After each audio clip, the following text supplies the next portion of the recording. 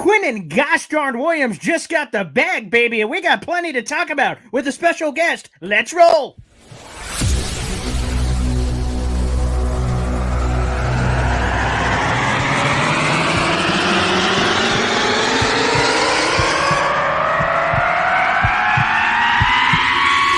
Zoinks! It is unequivocally the Super Bowl for New York Jet fans. Field Yates, baby. Field gosh darn Yates. Let's bring him on the show. Come on, people. Aaron Rodgers is joining the show. What's up, Connor? But Trevor gosh darn Sycamore, baby, for me, personally, my favorite New York Jet of all time. Wow, it's great to be on. What an intro that was right there. Paul, nobody does an intro like you, man. Paul, you give the best intro of literally any podcast that I've ever been. I'm gonna lose my gosh darn bananas.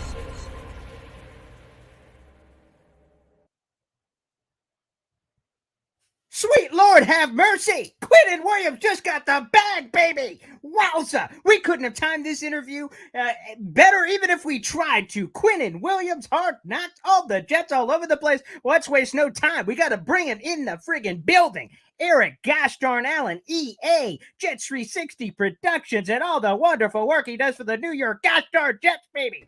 Eric Allen on the show. What's up, EA?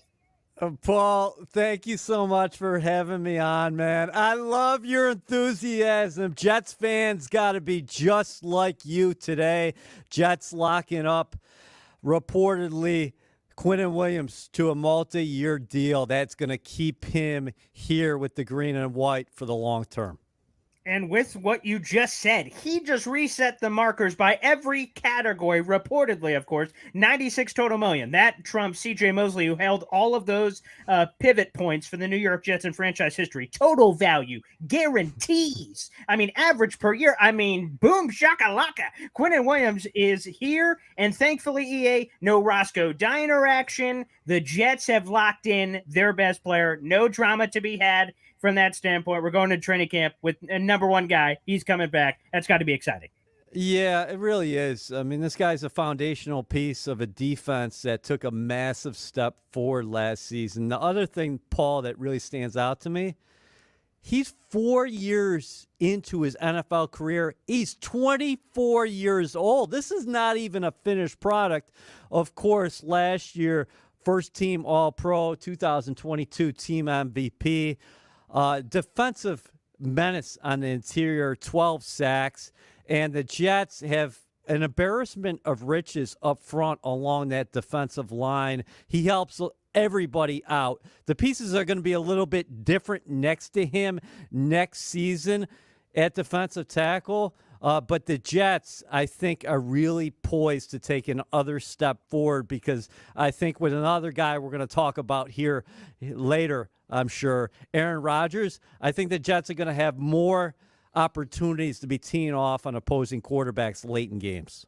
And to your point, the Jets aren't paying him for what he did in the past, which, by the way, is fantastic. Quinnen, first-team All-Pro, Pro Bowl nomination, the 12 sacks, all that was great. But to what you just said, I remember when the Jets drafted Michael Clemens last year, we went, let me check the doohickey here. Oh, wait, this young man is 24, 25 years old at the time. Quinnen, who spent 4 years, almost all the way through his rookie contract, had also been 24 heading on to 25. So it's absolutely wild because I don't think this is crazy to say, I think there's more to be had here. Quinnen's about to be entering his prime here. I mean, more to have. No, I agree with that. And he's in such a good frame of mind.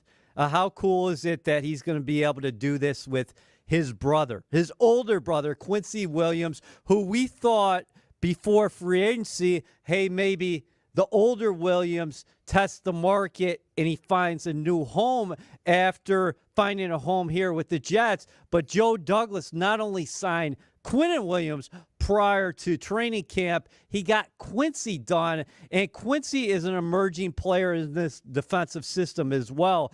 But listen, this guy, 24 years old. It's unbelievable. Again, he can continue to develop, and he's got that continuity of being in that defensive system under Jeff Ulbrich, defensive line coach Aaron White-Cotton, and he loves it here. And the other thing about Quinnen, and I think kind of goes under the radar with him, is that team MVP means a lot, okay? Mhm. It was voted on by his teammates.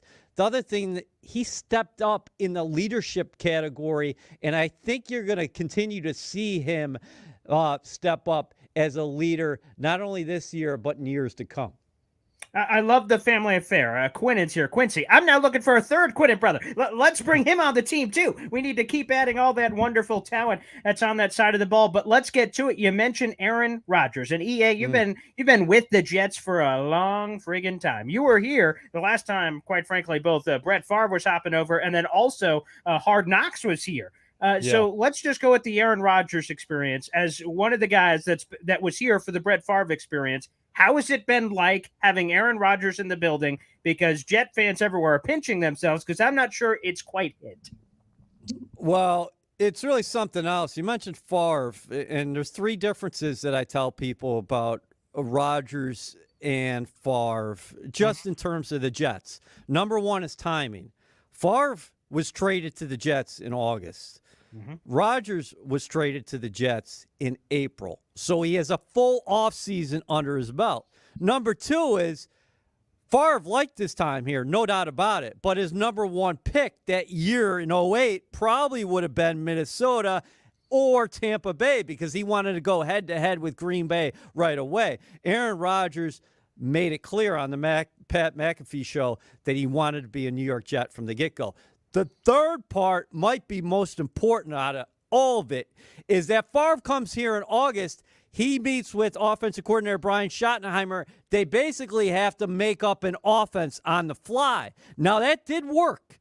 This team was 8-3 after going in. There was a shellacking in Tennessee, and that Favre got hurt late in the year, and then things fell apart. But Aaron Rodgers comes here, and he reunites with Nathaniel Hackett.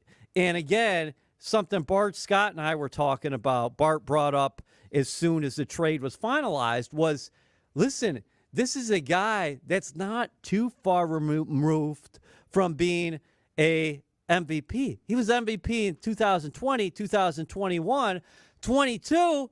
He still completed 65% of his passes, still threw for 24 touchdowns, had 12 interceptions, and by his standards, that was not a good year despite playing with a multitude of injuries. Here's the thing. So you're getting a player coach, in my mind. You're getting a player coach because he knows the system inside and out, and he was here throughout the spring quizzing these guys inside the meeting rooms.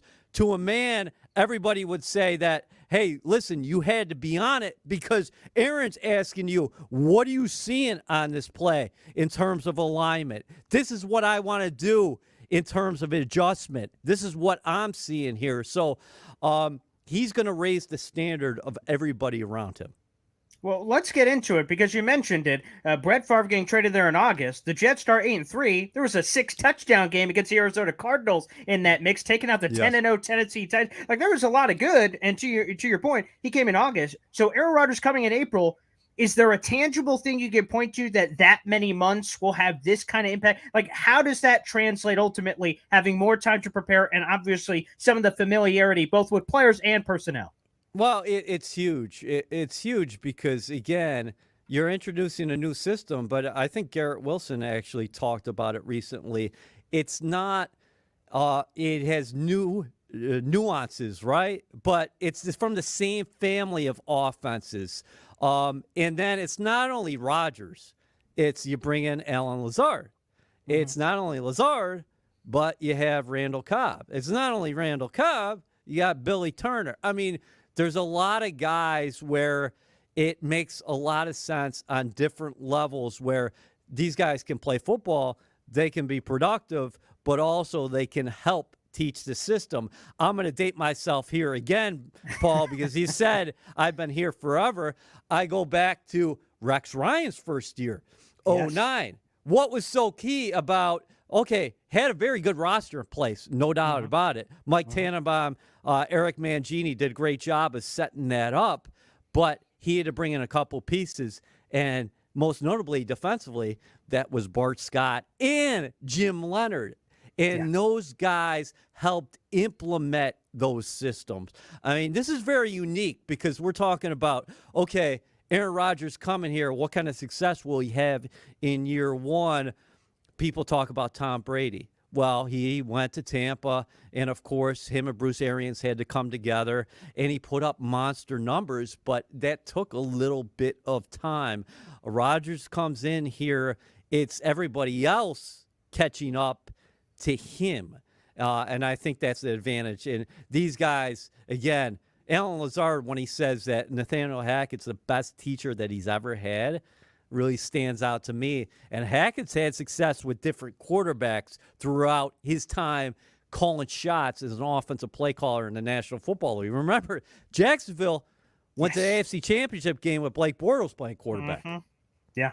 And they were that close to winning it, quite frankly, if the gosh darn New England Patriots didn't do Patriot things and somehow found a way to make that happen. Again, we have Eric Allen here on the show of the friggin' New York Jets, baby. And I'm going to be honest, EA, I had the same reaction you did. You and Ethan Greenberg, Syracuse alum, proud locally around here. You guys are doing the offensive depth chart chat. And I remember Ethan going, okay, here are the numbers I want to throw at you. The two records, which, of course, is Joe Namath, Broadway Joe, baby, 4,007, and then the 31 touchdowns to Ryan Fitzpatrick. Ethan asks you, hey, what do you think of those numbers? Could that be a floor, or am I being a little, over the top here? And you scoffed, and so did I. Went, it's Aaron Rodgers, baby. Those aren't is that too lofty for Aaron Rodgers? I just have to tell you, EA, I appreciated that. I appreciate the scoffing, the brushing aside of Ethan Greenberg's nonsense over there. Great work, I just have to say. I just think when you're talking about Rodgers, even at 39, and I know he's going to turn 40 in December, if he plays 17 games, if he plays 16 games, those numbers are quite attainable. And again, we go back to the video game numbers that he put up in Green Bay in 20 and 21. I'm not saying there are not going to be bumps along the way. There will be. It's a long season. And a lot of these pieces are learning from each other. But Aaron Rodgers is one of the greatest players to ever have played this game. Yeah. Not just quarterbacks, greatest players. And if you look at his history, he is a guy who is going to come here with, yes, there's always a fire burning. There's always a fire burning. And he is intent on becoming a champion once again after a great 18-year run in Green Bay. Come on, that's revving the engine of Jet fans everywhere. That trophy looking a little lonely, throwing that bluster on. Again, it is Rex Ryan-esque. I'm not kissing Belichick's rings. We're like, yeah, baby. That's what we're talking about. We've been hidden in this cave for a while, so finally we're bursting out here. Let me ask you, the other reported news this week, EA, is that the Jets were selected for Hard Knocks. What was your initial reaction to that? No surprise from a league perspective, because who else would you rather want on Hard Knocks as far as the teams that were up for it? With that being said, from someone who works here, I would like to point out that, and you know this, Boy Green, the people put the documentary series together here at One Jets Drive. One Jets Drive will continue throughout training camp. It's going to air Monday nights, and it's going to be better than ever. Talk about setting a standard. These guys, these production guys here at One Jets Drive continue to do that. And the best is yet to come. In fact, speaking of Aaron Rodgers, I know you watched this last night, Paul, but they had a little promo for the series coming up in training camp, and the fellas are out with Aaron Rodgers right now in Tahoe. So how about that? But as far as from a national perspective, and those guys are going to continue to get their love and continue to tell the story like none other. But Hard Knocks has been a great product over the years. The Jets' appearance on Hard Knocks, maybe I'm biased, probably in 2010. I think you'd ask a lot of people out there, maybe it was the best Hard Knocks ever. The storylines from a Jets perspective, it makes a lot of sense. And then you add Aaron Rodgers into the equation. I get it from the league seeing it. The other thing I would say is that I think this organization is in a very good place. So, hey, people want to highlight it. That's great. That's great because I think the Jets have a lot of things to be proud of. But right now, it's a hungry fan base. It's a hungry football department, and it's a hungry locker room. And these guys know what's at stake, and they're going to keep their eyes on the prize. And that means, hey, getting it done each and every day. And I just think it's more eyes who are going to see the Jets and their story develop. So it's cool. Yeah, you mentioned One Jets Drive ain't going nowhere, and Monday nights. Interesting. That was quite a choice there, EA, perhaps. Hey, listen, I don't talk about when this thing's going out. I just hear the news myself. It's going to be dropped on Monday nights. Hey, listen, Mondays is always good for football. Remember, the Jets are opening up the season on a Monday night. Very fitting. Very fitting. I love it, EA. As we're talking here on the show, let me ask you this. We've had a couple of players on throughout the offseason. Me and Tyler Conklin were talking about this. We were saying if Hard Knocks comes, like, who could be the stars of the show? And the name I threw out there, and then Tyler Conklin went, oh, yeah, that's going to be Ron Middleton. I said he's going to be like the secret star. I don't think a lot of NFL people know, but he's going to kind of pop. He's going to have those one-liners ready to go. EA, you've been doing a lot of great work this offseason. The entire team, quite frankly, has. Obviously, the official Jets podcast, you've been interviewing a lot of people. Is there a name in the back of your head, either someone you've spoken to or you just know on the team, that you believe Hard Knocks is almost going to unlock, and the rest of the people and the rest of the NFL are going to be like, whoa, this guy is either a star, they got a good personality, or a great story, or what have you? Do you have any idea who that's going to be this year, do you think? Oh, that's interesting. To your point, this building is full of so many intriguing personalities that I think you can go in any number of directions. You mentioned Ron Middleton before. Who doesn't love Ron Middleton? I really enjoyed my visit as far as the official Jets podcast is concerned. And Ron and I have spent a lot of time together in the past. So no surprises there. But Tony Oden, he's such an impressive dude, and 1JD has highlighted him in the past. And as far as the coaching staff is concerned, there's so many guys who bring it as far as energy and intellect and storytelling. And then from a player perspective, I think the Jets are recognized throughout the league as having one of the finer young rosters in the National Football League. Now you're bringing in the first ballot Hall of Fame quarterback into the mix. But tell you what, you're talking about an offensive rookie of the year entering year 2 in Garrett Wilson, and Sauce Gardner entering year 2 after being named defensive rookie of the year. Those guys are magnetic personalities. How about Breece Hall after what he did in year 1, and then he's coming back off the ACL injury, registered 22 miles per hour on that GPS already. So he's already got the straight line speed, and everybody's been so encouraged by his rehab and his work ethic. Elijah Vera Tucker, he's got a fascinating backstory. One of the most versatile young linemen in the league, and such a cool upbringing himself. CJ Mosley, a guy who appeared in a couple playoffs with the Ravens, and he came here with a lot of expectations, and the road was a little bit bumpy for CJ. If you think about it, he had a historic performance in that opener against the Buffalo Bills a few years back, and then he goes down with the injury, then COVID hits, and I think a lot of people from afar said, well, what is CJ Mosley? Well, CJ Mosley has reminded the world the last couple years of what he's made of, and he's the heartbeat of that defense. The story of DJ Reed. I mean, yes, obviously he made a name for himself after coming in with Robert Saleh in San Francisco and then kind of having that breakthrough in Seattle. But I don't know from a national perspective if people realize just how good of a player DJ Reed was. But how about his backstory, what he's come from?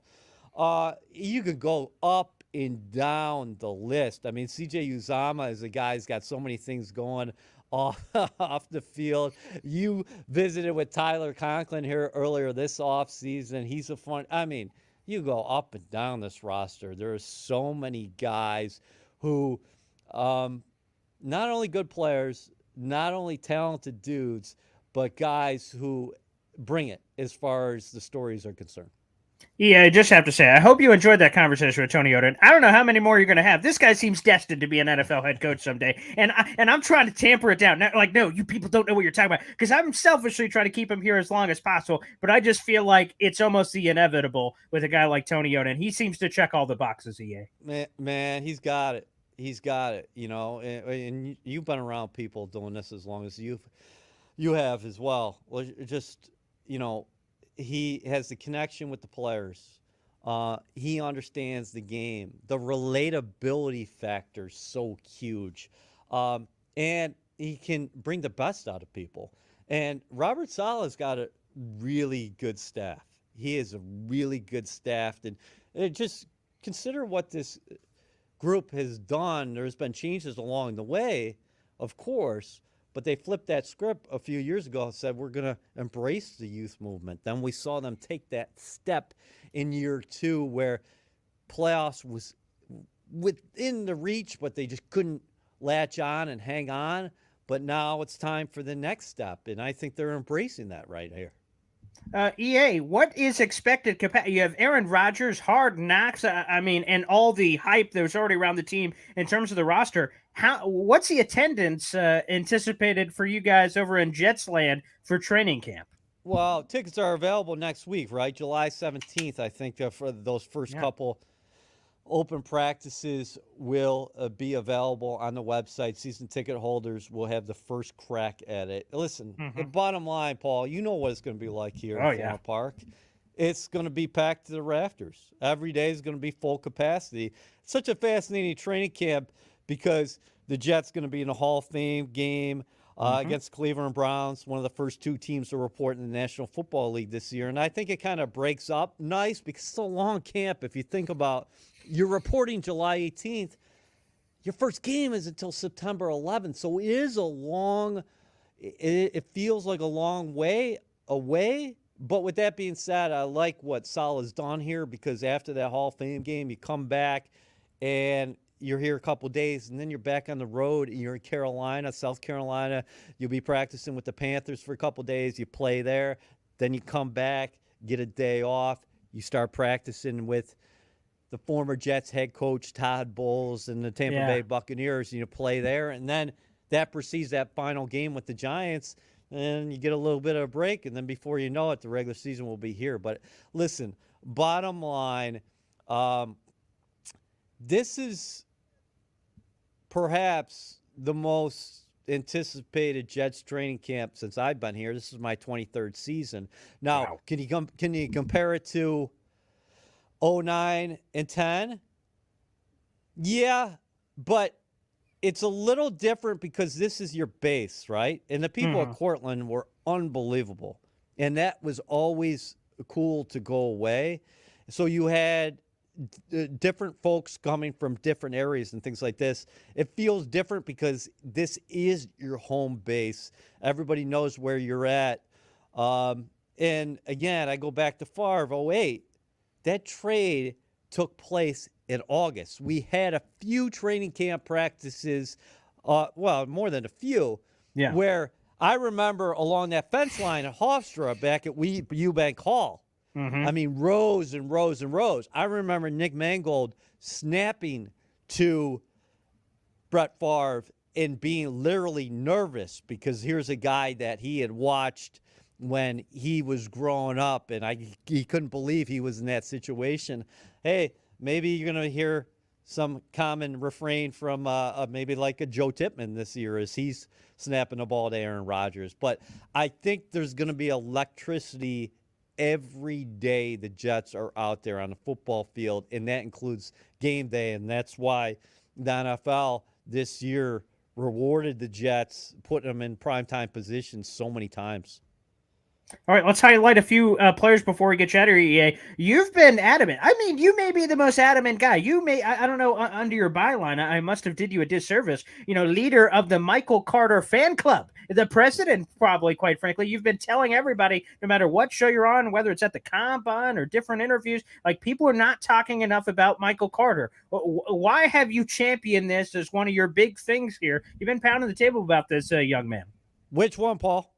Oh, I did that to myself. Michael Carter. Well, actually, quite frankly, both are not getting enough love. That's fair enough. But Michael Carter, the running back in particular, is a guy that you've been really pounding the table for. Well, because I was in Arizona at league meetings, and Robert Saleh was asked directly about Zeke Elliott, right? Yep, and remember. Said, I love our running back room.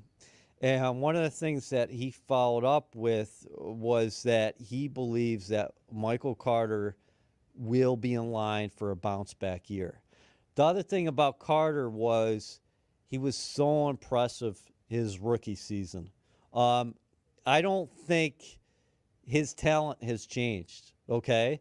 The other thing about when you're talking about Carter, I love what he brings to the table from the yards after contact, because so much in the National Football League is creating things on your own, maybe when a defense is onto you, okay? And he can catch it out of the backfield. So I know a lot of people kind of are sleeping on Michael Carter. The other thing to consider here is the Breece Hall dynamic, because the Jets, while he is well ahead of schedule on the rehab, you have to take a cautious approach because you want to get the best out of Breece Hall. Now, Dalvin Cook, I know that name has been out there. We'll have to see what happens, where he lands. Guy's been awfully productive throughout his career, especially the past 4 seasons with the Vikings. I just think that we have not heard the last from Michael Carter. That's why I truly feel that way. Well, you brought up Dalvin Cook, EA. I mean, how can I not take the bait when you just lay it out there? Well, what do you think of it? I know that we're waiting to see kind of what happens there, but man, a tantalizing possibility of adding a player of that magnitude who rarely in July is available at 27 years of age. It seems like almost too tempting of an opportunity to pass up if you're the Jets. Yeah, it is fascinating, isn't it? Because he is a threat out of the backfield, not only just running the ball, but catching it out of the backfield. Now, numbers-wise, too, you look at his production. You can't argue against the production. The numbers weren't quite there last year in terms of maybe yards per reception. And I guess you'd have to go back and look at the film and say, well, this is the reason why. But Dalvin Cook, the thing that caught my eye when Minnesota released him was, okay, here's a guy that they straight up said this is a salary cap casualty. That's the reason we're releasing him. And the other thing is, for as many good guys the Jets have in their locker room, which they do, like Cook kind of fits the mold in terms of what he's done off the field in the community, because I guess he was a staple in the community in Minnesota as well. But when you're looking at guys like Cook and I'm not talking about Hopkins with the Jets. I'm just saying DeAndre Hopkins. It's just, what are those guys looking at? Are they looking at final numbers? As far as what I can make this year? Are they looking at the ring? Is it a combination of both? It's interesting because those guys both have been highly productive in the National Football League, and also what kind of system is going to be the right fit for them. But listen, Dalvin Cook is a very good player, and whoever gets him, he's going to produce next season. That's going to happen. But it's been fascinating from my lens, just looking at it. People talk about Miami. Now you start hearing about New England. Early on, you heard about him possibly joining his brother in Buffalo, and then the Jets as well. So, listen, as far as Saleh was clear about that too, about leaving no stones unturned as far as Cook is concerned. So we'll have to see how that all unfolds. Yeah, I'll package these two together. Sauce and Garrett were both offensive and defensive rookie of the year. It's only the third time that's ever happened in NFL history. From everything you've been able to gather, both from what we've seen and what we haven't seen, again, you having the eye inside the building that we don't, How are they going to handle this? Because they've just gotten so much praise, so much love, so much everything thrown in their direction. How will they respond? Because I got to imagine it's very hard for a young man to get all that hype, and then you think you're all that in a bag of potato chips and kind of setting up for what it is. How do you think they're going to handle all that extra hype, spotlight, and everything else? I think they're going to be better. I think what you saw from Garrett Wilson and Sauce Gardner in year one is just a start. I think these guys have special mindsets. Physically, everybody knows they're gifted. But in terms of their approaches, they are special. They are different breeds. Garrett Wilson, I mean, just thinking about pairing him up with Aaron Rodgers. And speaking of Rodgers, remember what Rodgers said that last day OTAs when he spoke to the media. He said potentially this team could have the number one wide receiver in the National Football League and the number one cornerback in the National Football League. They are both just getting started. Sauce Gardner is going to get better in year two, and so is Garrett Wilson. Now, teams are going to attack them differently, but they also have a book now themselves that I just played you last year. I know the way you're going to release on me. You're going to try a release if you're Sauce. I know the way you're going to try to press me if I'm Garrett. There are just certain things that they've picked up in terms of their tools. But what separates both of those cats is they want to be great, and they're going to do anything to raise it up another level. So when we talk about Aaron Rodgers' standard, these guys, that's music to their ears. They're going to do anything they can to take it to the next level. You know, Sauce Gardner is going to have more than 2 interceptions this season. We know that. Okay? Yeah. Even if he gets the Revis treatment. And I know you had fun with this one, but I really think Garrett pairing up with Aaron Rodgers, he's going to put up some big numbers. He's going to put up some numbers. I don't think there's any doubt about that, EA, as we have you on here just for a few more minutes. Let me go to Makai Becton.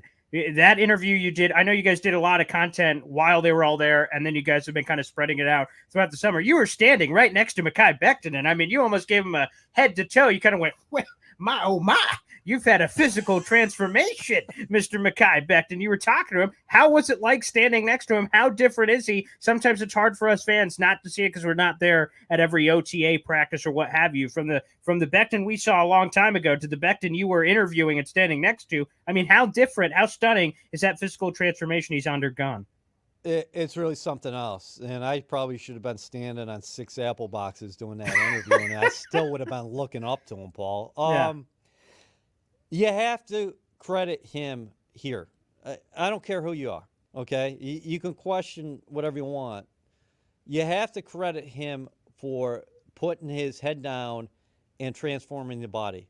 You don't have to be an expert in anything to say this guy has transformed his body. And again, I go back to his rookie season, and he was so impressive. And we know about the injuries the past 2 years. He comes across as someone who is so focused and knowing that this is his time, that this is so important for him. And you got to, again, give him the credit for putting himself into position potentially for taking this and then saying changing the course of his career right now. And that was number one, because I know a lot of doubters would say, okay, this guy's he hasn't done anything the past 2 years. And I understand the doubts. But with that being said, Becton has transformed the body. I think this means a lot to him. He's put the work in. He's got a lot of work to do, and he knows that. So now let's see what happens. I'm just going to say, I don't know if you saw this, but one of the responses in your interview with Makai went viral, and some people took it in a negative way. I took it in a positive way. One of the things you'll remember he said to you, EA, is that he changed the people, and I'm paraphrasing a little bit, at his metaphorical table, and he changed his trainers, nutritionists, and a bunch of things he listed to you. I looked at it and said, wow, for Makai Becton in the middle of his NFL career to say, you know what, something's not working. I got to change it up. I got to do what I got to do. And then we saw what happened with the physical transformation. I credited Becton. I said, that's what you have to do to be able to stop a moving car and say, you know what, something's not right here. Other people were criticizing it. I thought that was kind of a point of a rallying cry, quite frankly, that it seems like Becton is trying to do everything in his power. Ultimately, the proof is in the pudding on the field, but he's doing everything in his power to put himself in the right position. Yeah, listen, I don't think Makai's trying to put anybody down. I didn't interpret it that way at all. Sometimes people make changes for whatever reason, and I know he was working with good people in the past. I know that for a fact.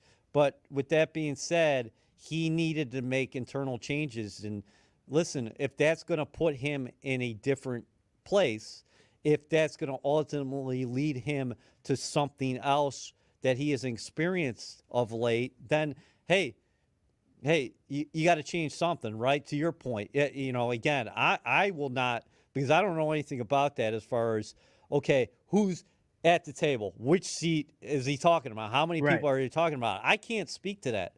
Only Makai knows that.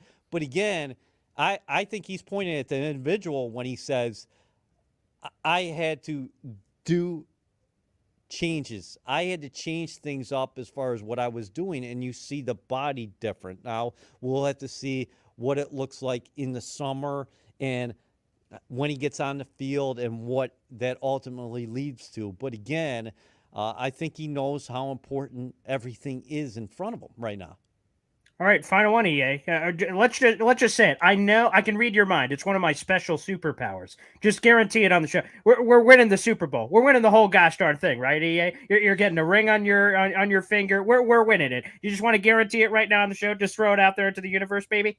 No way. Come on, EA. Listen, I love your enthusiasm. You know, it's such a long season, and they're just at the start of it. I like what Saleh did say about the Jets potentially being one of those 6 to 8 teams who have the ability to win the Super Bowl. But, I mean, you have to take care of so many things. And Saleh's not a guy to put anything ahead of these guys. Right. He's going to tell them, hey, listen, it's day one.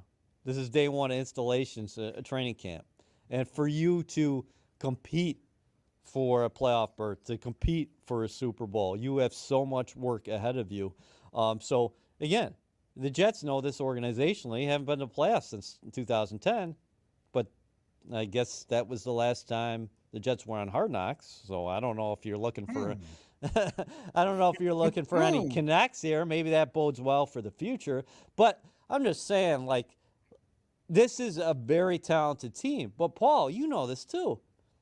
This is a very good conference. And this division's going to be awfully difficult 2023. The Bills have won it the past 3 years. They had won 10 straight games before they lost to Cincinnati. You got Miami, who thinks that they've improved, and it's going to be fascinating to see what they look like, especially on the defensive side of the ball for me when you're talking about Vic Fangio. Of course. And then New England might not be done here, and they're in the Hopkins sweepstakes, but they are always difficult. The Jets have lost 14 consecutive games to the Patriots in the regular season. I mean, terrible. The bottom line is, and then you look at the schedule, and they can't do that downstairs, but I can say that. The Bills Monday night, that's going to be a competitive game. You're going to Dallas on a short week. Dallas is going to be a tough team. You're coming home. You got the aforementioned Patriots. Then week 4, you got Patrick Mahomes, Andy Reid. Guys got a couple rings on their hands.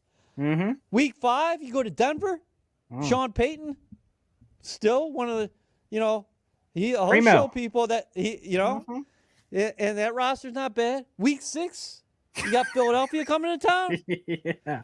One of the most complete rosters in the league. You can make the argument that they're the best on the Sure. offensive, defensive lines. So, again, but do the Jets have a chance to do some serious things this year? Should they be viewed as someone who should be expected to be a contender? I fully expect the Jets to be a contender this year. All right. Well, EA, cheers. I'll give you the Ferris Bueller line. Make sure you smell the roses every once in a while. You might miss it. This season's going to be a roller coaster, exciting from training camp all the way to the very end, hopefully in February. Wink. But EA, thanks for carving out the time, brother. This has been tremendous. Thank you. Thanks, brother. This is great. All right. There he is, Eric Allen from the New York Jets.